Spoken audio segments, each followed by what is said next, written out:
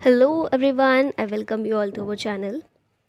आज हम पॉलिटी का एक और टॉपिक कंप्लीट करने वाले हैं आज की वीडियो में, दैट इज़ अमेंडमेंट्स। तो रिसेंटली जितने भी अमेंडमेंट किए गए हैं उनको देखेंगे, साथ ही कुछ इम्पॉर्टेंट स्टार्टिंग से लेकर सभी अमेंडमेंट को इम्पॉर्टेंट को देखेंगे, ठीक है। और क्वेश्चन के थ्रू भी हम काफ़ी सारी चीज़ें कवर करेंगे, तो वीडियो एंड तक ज़रूर देखिएगा। स्टार्ट करते हैं। सबसे पहले कुछ की फैक्ट्स देखें कॉन्स्टिट्यूशन के बारे में। तो कॉन्स्टिट्यूशन कब अडॉप्ट किया गया था? 26 नवंबर 1949 को। कॉन्स्टिट्यूशन फोर्स में कब आया था? तो 26 जनवरी 1950। 26 जनवरी को ही हम गणतंत्र दिवस मनाते हैं और 26 नवंबर को हम संविधान दिवस मनाते हैं। फिर उसके बाद प्रियम्बल जो हमारी है, प्रस्तावना है, जो कॉन्स्टिट्यूशन में सबसे पहला पार्ट है। पार्ट इन द सेंस कि संविधान में सबसे पहली चीज़ जो मेंशन की हुई है वो प्रस्तावना है, राइट। तो प्रियम्बल कब पास की गई थी? 22 जनवरी 1947 को, 1947 को। फिर नेशनल फ्लैग हमारा ये अडॉप्ट किया गया था 22 जुलाई 1947 को। नेशनल सॉन्ग जो कि है वंदे मातरम, इसको अडॉप्ट किया गया था 24 जनवरी 1950 को। और नेशनल एंथम जो कि है जन गण मन, इसको अडॉप्ट किया गया था 24 जनवरी 1950।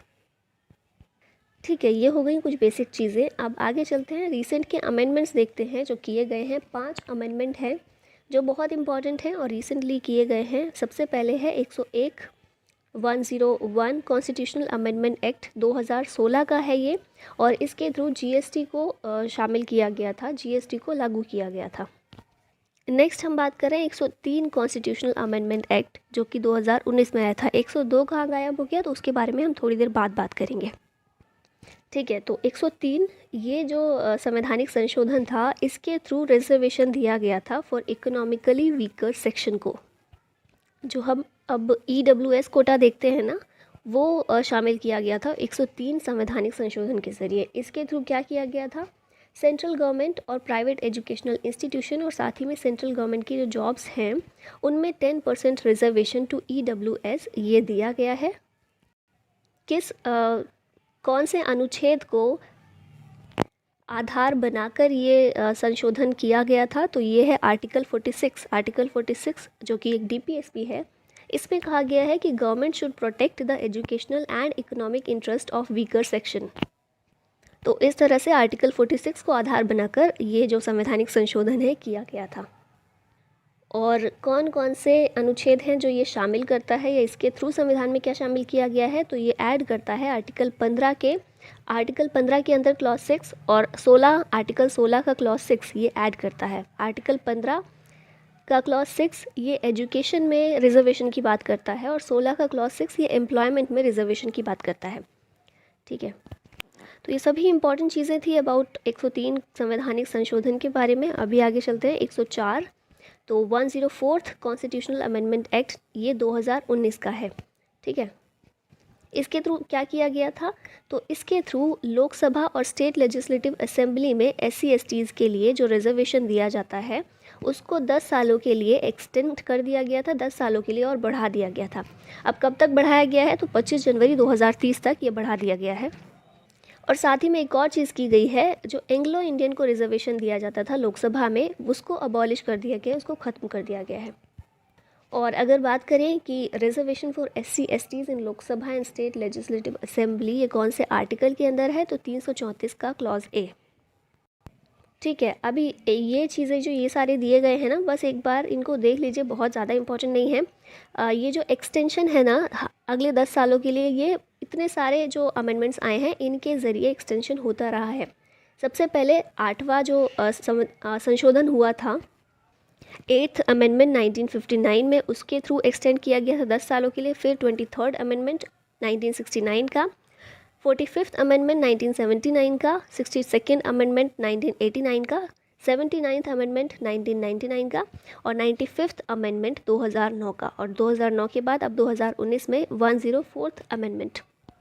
ये सारे संशोधन हुए हैं अगले 10-10 सालों के लिए SC/STs के लिए रिजर्वेशन बढ़ाने के लिए in Lok Sabha and state legislative assembly, ठीक है। ये सभी याद रखने इतने इंपॉर्टेंट नहीं है, बस मैंने मेंशन कर दिया है कि आपको एक आइडिया होना चाहिए, ठीक है। अभी हम बात कर लेते हैं 102 और 105। ये दोनों एक साथ मैंने इसलिए रखे हैं क्योंकि ये दोनों ही एक दूसरे से कनेक्टेड हैं। तो 102 102 कॉन्स्टिट्यूशनल अमेंडमेंट एक्ट ये 2018 का है, ठीक है। और इसके ज़रिए क्या किया गया था, आर्टिकल 338 बी के अंतर्गत national commission for backward classes को शामिल किया गया था। और जैसे हमने लास्ट जो आर्टिकल्स की वीडियो की थी उसमें भी ये चीज़ मेंशन की थी मैंने, 338 जो है नेशनल कमीशन फॉर एससी है, 338 ए नेशनल कमीशन फॉर एसटी है और 338 बी अब ये हो गया है national commission for backward classes, ठीक है। तो इसको 102 संवैधानिक संशोधन एक्ट 2018 के ज़रिए शामिल किया गया है। और 105वां संवैधानिक संशोधन एक्ट 2021 में आया था। ये क्या करता है, तो ये कुछ प्रोविज़न जो 102 में शामिल किए गए थे, 102 संशोधन में, उसको अमेंड करता है। कैसे अमेंड करता है कि बैकवर्ड क्लासेस जो इनके लिए नेशनल कमीशन बनाया गया है ना, अभी लिस्ट भी एक ज़रूरी है, स्टेट लिस्ट होती है सभी की कि कौन बैकवर्ड क्लासेस की कैटेगरी में आते हैं। तो ये जो लिस्ट मेंटेन करनी होती है ना, पहले क्या होता था कि सिर्फ प्रेसिडेंट ये लिस्ट को मेंटेन कर सकता था गवर्नर से डिस्कस करके, लेकिन ये जो 105वां संवैधानिक संशोधन किया गया है इसके थ्रू स्टेट्स को ये पावर दे दी गई है कि वो अपनी state list of backward classes maintain कर सकते हैं, ठीक है। तो ये थोड़ा सा चेंज किया गया था। तो 102 और 105 ये हो गए हमारे रिसेंट अमेंडमेंट्स, इंपॉर्टेंट है, याद रखिएगा सभी। अब हम आ जाते हैं अपने क्वेश्चंस पर। तो पहला प्रश्न है हमारे सामने, संविधान का कौन सा भाग संविधान में संशोधन और उसकी प्रक्रिया से संबंधित है। तो क्योंकि हम संशोधनों की बात कर रहे हैं तो सबसे पहले जानना ज़रूरी है कि संविधान का कौन सा भाग है जो संशोधन की बात करता है। तो ये है पार्ट 20, और पार्ट 20 के अंतर्गत केवल एक आर्टिकल है जो कि है 368 ये बात करता है संविधान में संशोधन और उसकी प्रक्रिया की। नेक्स्ट पर आते हैं, भारत में प्रशासनिक न्यायाधिकरणों की स्थापना के लिए कौन सा संवैधानिक संशोधन प्रदान किया गया है।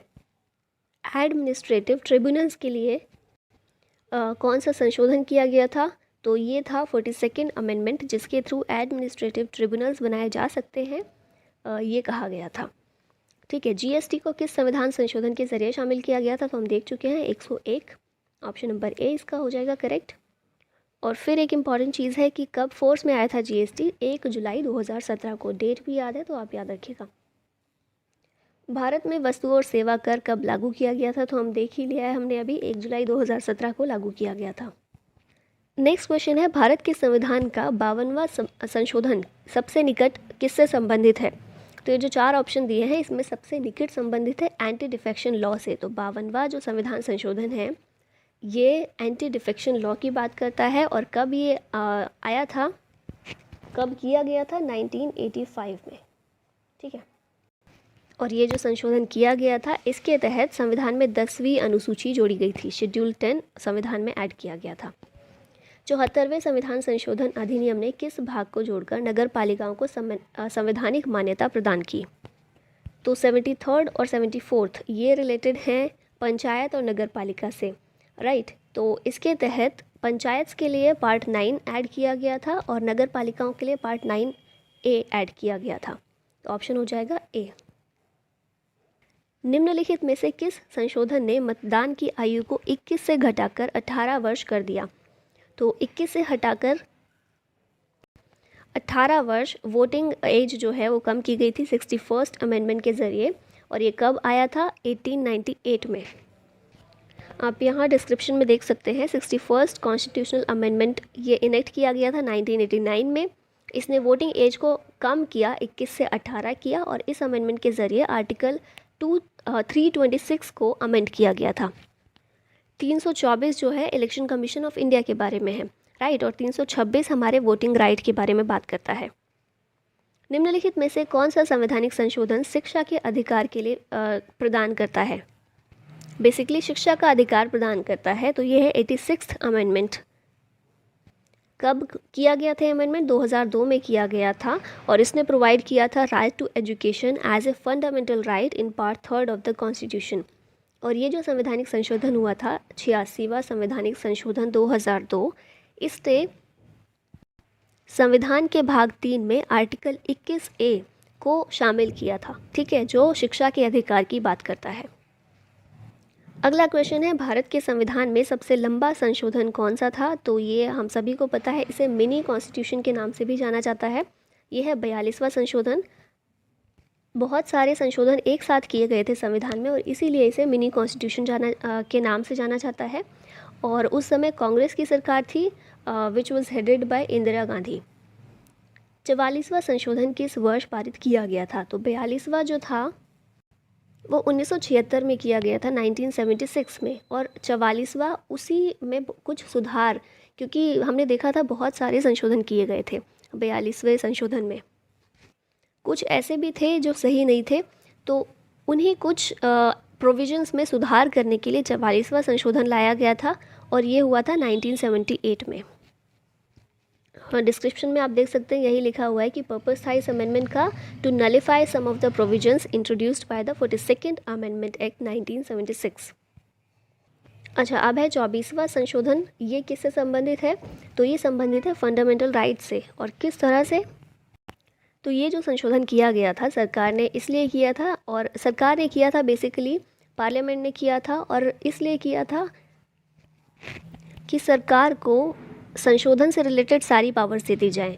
और इस संशोधन में कहा गया था कि पार्लियामेंट के पास असीमित शक्ति है कि वो किसी भी पार्ट को इंक्लूडिंग फंडामेंटल राइट्स अमेंड कर सकती है। अच्छा, अगर आप अलाउ करें तो इसके लिए भी एक स्टोरी के थ्रू आप इसको समझ सकते हैं। स्टोरी भी नहीं, पर नंबर ऑफ इवेंट्स हैं कि कैसे ये जो चीज़ें बिल्डअप हुई और इसके बाद हम आगे कहाँ पहुँचे। तो मैं वर्बली बता देती हूँ एक बार, जिन लोगों को सुनना है वो सुन सकते हैं, वरना आप स्किप कर सकते हैं ये वाला पार्ट।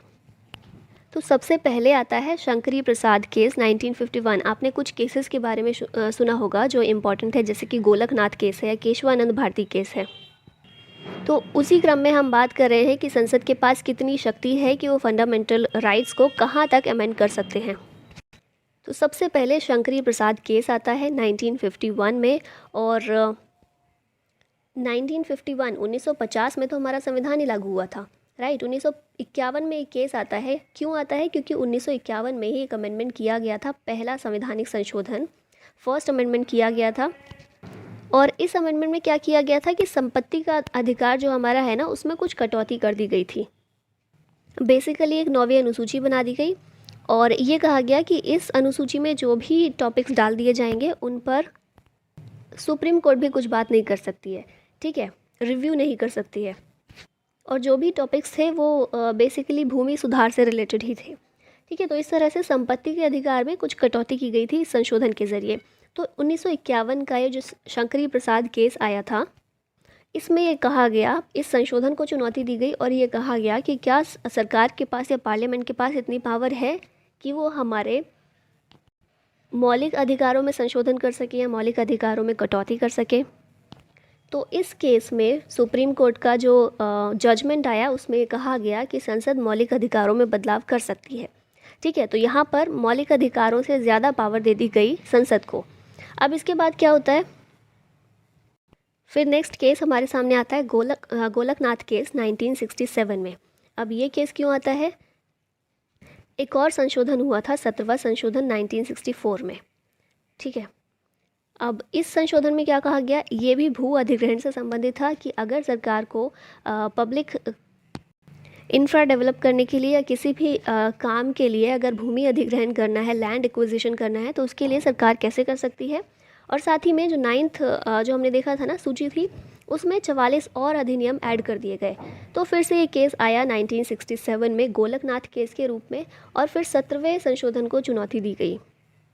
तो अब इस केस में जो सुप्रीम कोर्ट का जजमेंट आया वो ये था, शंकरी प्रसाद से चेंज था, ये था कि संसद ना तो अधिकारों में परिवर्तन कर सकती है और ना ही उन्हें वापस ले सकती है, ठीक है। तो अब संसद की शक्ति को बहुत सीमित कर दिया कि अधिकारों को परिवर्तित भी नहीं कर सकती और वापस भी नहीं ले सकती।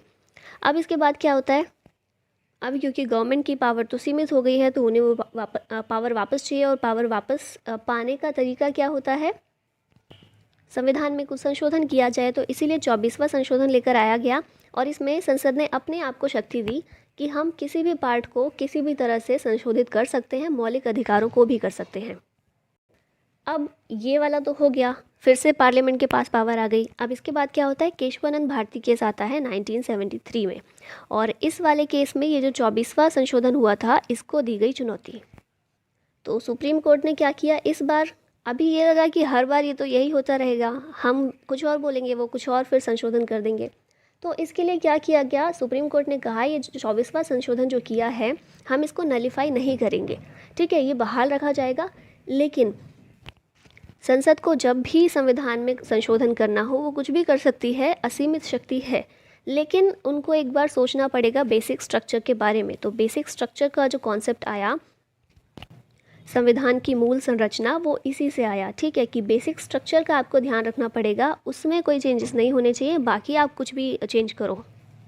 अब ये बेसिक स्ट्रक्चर क्या है, तो बेसिक स्ट्रक्चर बेसिकली ये है कि संविधान कुछ मूलभूत सिद्धांतों से बना हुआ है, ठीक है, कुछ ऐसी चीज़ें हैं जो हमारे संविधान को जीवित रखे हुए हैं या फिर हमारे संविधान को पावरफुल बनाती हैं। तो उन चीज़ों को आपको चेंज नहीं करना है, उसके अलावा आप कुछ भी चेंज कीजिए। फॉर एग्ज़ाम्पल एक छोटा सा देखें तो एक घर है, तो घर का बेसिक स्ट्रक्चर जो है कि एक घर है, इसकी 4 दीवारें हैं, कहाँ कहाँ से बाउंड्री है और अंदर की बाउंड्री कहाँ कहाँ से है, कैसे रूम बना हुआ है, ये सब बेसिक स्ट्रक्चर है, ठीक है। उसके अंदर आपको जो भी करना है, जो चेंजेस करने हैं, कुछ भी करना है आप वो कीजिए, पर ये जो बेसिक स्ट्रक्चर है ये नहीं बिगड़ना चाहिए, ठीक है। ये हो गया, लेकिन अभी मामला यही ख़त्म नहीं होता है। इसके बाद अब कॉन्सेप्ट ऑफ बेसिक स्ट्रक्चर तो दे दिया गया सुप्रीम कोर्ट के द्वारा, लेकिन अब क्या किया गया, संसद लेकर आई 42वां संशोधन, जिसको हम मिनी कॉन्स्टिट्यूशन के नाम से जानते हैं। 1976 में ये अमेंडमेंट किया गया था और इसके तहत संसद ने फिर से अपने आप को शक्तियाँ दे दी बहुत सारी, और संसद ने कहा कि संसद की विधायी शक्ति की कोई भी सीमा नहीं है और संसद अगर कोई भी संशोधन कर रही है तो उसको न्यायालय में चुनौती नहीं दी जा सकती, ठीक है। तो इस तरह से अब यही ख़त्म कर दिया संसद ने कि अगर हम अब कोई भी संशोधन कर रहे हैं तो उसकी चुनौती देने के लिए गोलकनाथ या केशवानंद भारती जैसे केस अब सुप्रीम कोर्ट के पास नहीं जा सकते हैं, ठीक है। तो 42वां संशोधन हुआ था 1976 में, बहुत सारे चेंजेस किए गए थे, जिसमें से एक चेंज ये भी था। लेकिन इसके बाद फिर एक केस आता है, मिनर्वा मिल्स केस 1980 का, और इस केस में क्या किया सुप्रीम कोर्ट ने, 42वां संशोधन जो किया था संसद ने उसको अमान्य कर दिया, ठीक है, उसको नलीफाई कर दिया और ये कहा कि जो हमारा न्यायालय है उसको न्यायिक समीक्षा का अधिकार है। अगर कोई भी कानून ऐसा बनाया जा रहा है जो संविधान के अकॉर्डिंग नहीं है, लोगों के अकॉर्डिंग नहीं है, तो उसकी न्यायिक समीक्षा की जा सकती है और उसको फिर नलीफाई भी किया जा सकता है। लेकिन यहाँ पर भी सुप्रीम कोर्ट ने अपना बेसिक स्ट्रक्चर का जो फॉर्मूला था, जो कॉन्सेप्ट था, वो फिर से दोहराया और कहा कि आप कर सकते हैं कोई भी संशोधन, पर बेसिक स्ट्रक्चर का ध्यान रखिएगा। तो ये पूरी स्टोरी थी, और क्योंकि हम संशोधन पढ़ रहे हैं तो हमने पहला संशोधन भी पढ़ लिया है, 17th भी पढ़ लिया है, 24वां भी पढ़ लिया और 42वां भी पढ़ लिया है। तो आई होप आपके काम का ही होगा कुछ। नेक्स्ट क्वेश्चन पर आते हैं, भारतीय संविधान का कौन सा भाग पंचायतों के बारे में बात करता है। तो यह है पार्ट 9, और पार्ट 9A वो नगर पालिका के बारे में बात करता है। और 73वां संशोधन जो हुआ था उसके तहत पंचायतों को संवैधानिक स्टेटस दिया गया था, और इसी के तहत पार्ट 9 ऐड किया गया था और आर्टिकल 243 को ऐड किया गया था। अब पूछा गया है भारतीय संविधान में पहला संशोधन कब किया गया था, तो ये तो आप इजीली अब बता सकते हैं, 1951 में किया गया था, संविधान लागू होने के बिल्कुल 1 साल बाद ही। और इसमें validation of zamindari abolition laws लाए गए थे। ज़मींदारी लॉज जो थे उन्हें अबॉलिश किया गया था। साथ ही भूमि सुधार और कृषि सुधार के लिए कदम उठाए गए थे। उसी के तहत 9वीं अनुसूची शामिल की गई थी। निम्नलिखित में से किस संविधान संशोधन अधिनियम ने संपत्ति के अधिकार को मौलिक अधिकारों की सूची से हटा दिया। तो संपत्ति का अधिकार किसके ज़रिए हटाया गया था, तो ये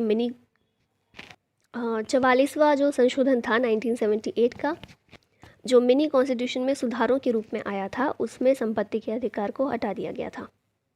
हटा दिया गया मतलब ये नहीं कि पूरी तरह से हटा दिया गया। पहले आर्टिकल 31 के तहत ये मौलिक अधिकार था, लेकिन बाद में इसको एक लीगल राइट बना दिया गया अंडर आर्टिकल 300A। अब ये क्वेश्चन में पूछा गया है कि सिटीजनशिप अमेंडमेंट एक्ट 2015 का जो है हमारा, वो इंट्रोड्यूस करता है एक नई कैटेगरी ऑफ सिटीजनशिप उन लोगों के लिए जो कि इंडियन ऑरिजिन है ऑफ सर्टेन कैटेगरीज। तो इनको ऑफिशियली किस नाम से जाना जाता है या ऑफिशियली क्या कहा जाता है, तो इनको कहा जाता है overseas citizens of India card holder, OCI card holder इनको कहा जाता है। तो हमारे क्वेश्चंस ख़त्म हो चुके हैं और अब हम आ गए हैं कुछ इंपॉर्टेंट आर्टिकल्स पर। तो सबसे पहले फर्स्ट अमेंडमेंट 1951 का, ये हम बात कर चुके हैं बहुत डिटेल में, तो इसके ज़रिए 9th शेड्यूल कॉन्स्टिट्यूशन में ऐड किया गया था। फिर 7th अमेंडमेंट 1956 का, ये रिलेटेड है रीऑर्गेनाइजेशन ऑफ स्टेट्स, भाषाई आधार पर जो राज्यों का रीऑर्गेनाइजेशन किया गया था उससे रिलेटेड है। फिर 24वां अमेंडमेंट 1971 का, ये हमने देखा कि इसने एक्सटेंड की power of parliament to amend constitution including fundamental rights. फिर उसके बाद है 42nd अमेंडमेंट 1976, इसको मिनी कॉन्स्टिट्यूशन कहा जाता है। फिर है नेक्स्ट 44th अमेंडमेंट 1978 का, और इसको लाया गया था to change some provisions of 42nd amendment. Next है 52nd अमेंडमेंट 1985 का, ये एंटी डिफेक्शन लॉ है और इसके ज़रिए 10th शेड्यूल को संविधान में ऐड किया गया था। अब है 61st अमेंडमेंट 1989 में आया था ये, इसके ज़रिए जो वोटिंग की एज है वो कम कर दी गई थी फ्रॉम 21 to 18। फिर है 65th अमेंडमेंट, ये 1990 में आया था और इसके ज़रिए national commission for SC and ST under article 338 ये लाया गया था। इससे पहले नेशनल कमीशन नहीं था, उससे पहले एक स्पेशल ऑफिसर की तरह होता था जो SC और ST के जितने भी मामले होते थे उनके बारे में नज़र रखता था, ठीक है। लेकिन 65th अमेंडमेंट के ज़रिए national commission for SC and ST इसका गठन किया गया। ये याद रखिएगा, पहले 338 के ज़रिए एक ही कमीशन का गठन किया गया था, SC और ST दोनों के लिए सेम था, एक ही था। फिर बाद में 89th अमेंडमेंट लाया गया 2003 में और इसके ज़रिए सेपरेट किया गया SC और ST के लिए जो कमीशन होता है इनको सेपरेट किया गया। तो पहले तो एक ही कमीशन था फॉर SC एंड ST, बाद में SC के लिए अलग कमीशन हो गया, ST के लिए अलग कमीशन हो गया, और ये था अमेंडमेंट 89th। और 89th अमेंडमेंट के ज़रिए ही 338A को ऐड कर दिया गया। तो 338 में नेशनल कमीशन फॉर SC और 338A में नेशनल कमीशन फॉर ST ऐसे कर दिया गया, ठीक है। और बाद में हमने देखा ही कि 338B, इसमें national commission for backward classes ये शामिल हो गया। फिर उसके बाद है 73rd एंड 74th अमेंडमेंट, ये 1992 और 93 के हैं, ये पंचायत और म्यूनिसिपैलिटी से रिलेटेड है। नेक्स्ट है 86th अमेंडमेंट 2002 का, ये राइट टू एजुकेशन प्रोवाइड करता है अंडर आर्टिकल 21A। नेक्स्ट देखिए 91st अमेंडमेंट 2003 का है ये अमेंडमेंट, इसमें कहा गया था कि लेजिस्लेचर में जितने भी मिनिस्टर्स होते हैं, जितने भी मेंबर्स होते हैं, उन मेंबर्स के सिर्फ 50% ही मिनिस्टर्स हो सकते हैं। सिर्फ दिल्ली की हम बात करें तो वहाँ 10% है, अदरवाइज़ 15% मिनिस्टर होने चाहिए, उससे ज़्यादा या कम नहीं। फिर है 97th अमेंडमेंट 2011 का, तो इसके ज़रिए कोऑपरेटिव सोसाइटीज़ को बनाने का अधिकार दिया गया था। कोऑपरेटिव सोसाइटी करके एक अलग पार्ट ऐड किया गया था, ये था पार्ट 9B। 9 जो है पंचायत के बारे में है, 9A नगर पालिका के बारे में है और 9B 97th अमेंडमेंट के ज़रिए इसको ऐड किया गया था कोऑपरेटिव सोसाइटीज़ के बारे में, और आर्टिकल 243 के अंदर ही आगे एक्सटेंड कर दिया गया था कोऑपरेटिव सोसाइटीज़ के लिए। और साथ ही एक और चीज़ की गई थी 19(1)(c), इसको ऐड किया गया था। 19 की हम बात करें तो फंडामेंटल राइट है ना, तो 19(1)(c) इसको ऐड किया गया था और कहा गया था कि कोऑपरेटिव सोसाइटीज़ फॉर्म करना हमारा फंडामेंटल राइट है। अब इसके बाद देखिए 99th अमेंडमेंट 2014 में ये किया गया था और इसके तहत NJAC national judicial appointments commission की स्थापना की गई थी। हालांकि क्योंकि ये संशोधन हुआ था तो हम बात कर रहे हैं, वरना क्या हुआ था 2015 में सर्वोच्च न्यायालय ने ये संशोधन को असंवैधानिक और रद्द कर दिया था। इसका भी बेसिकली एक स्टोरी सी ही है कि इवेंट्स के बाद इवेंट्स होते गए कि सुप्रीम कोर्ट में जो जजेस हैं उनकी नियुक्ति कौन करेगा और कैसे की जाएगी, तो उसी के तहत ये एक अमेंडमेंट था जिसके तहत NJAC को स्टेब्लिश किया गया था। लेकिन इसको रद्द करके जो पहले से चली आ रही कोलेजियम प्रणाली थी उसी को लागू कर दिया गया था, ठीक है। फिर हम आते हैं 100th अमेंडमेंट, 100वां संशोधन 2015 में किया गया था, और ये किस लिए था, तो इसके तहत लैंड एक्सचेंज किया गया था बिटवीन इंडिया एंड बांग्लादेश, ठीक है। अब एक इम्पॉर्टेंट चीज़ है, मैंने यहाँ कंपाइल कर दिया सबको। जो हमारे संविधान में लैंग्वेजेस हैं, स्टार्टिंग में कितनी थी? 14 थी। अभी कितनी है? 22 है। तो 14 से 22 तक हम कैसे पहुँचे, कितने संशोधनों के ज़रिए, वो एक बार देख लेते हैं। तो इसके लिए सबसे पहला जो लैंग्वेजेस के लिए हुआ था, 21st अमेंडमेंट 1967 का था। इसके तहत 8th शेड्यूल में सिंधी लैंग्वेज को ऐड किया गया था एज़ 15th लैंग्वेज। ठीक है, लैंग्वेजेस कौन से शेड्यूल में दी गई हैं? 8वें में, ये भी याद रखिएगा। तो पहला संशोधन हो गया 21st, सेकेंड जो हुआ था 71st हुआ था 1992 में। इसके तहत कोंकणी, मणिपुरी और नेपाली, ये 3 लैंग्वेजेस ऐड की गई थी, 16, 17 और 18। ठीक है, तो अभी हो गई 18 लैंग्वेजेस। अब इसके बाद आया 92nd अमेंडमेंट, 2003 में हुआ था ये। इसके तहत बोडो, डोगरी, मैथिली और संथाली, इन लैंग्वेजेस को ऐड किया गया था 8वीं अनुसूची में, 8वें शेड्यूल में। और इसी के साथ 19, 20, 21 और 22, तो आज हमारे पास कुल 22 लैंग्वेजेस हैं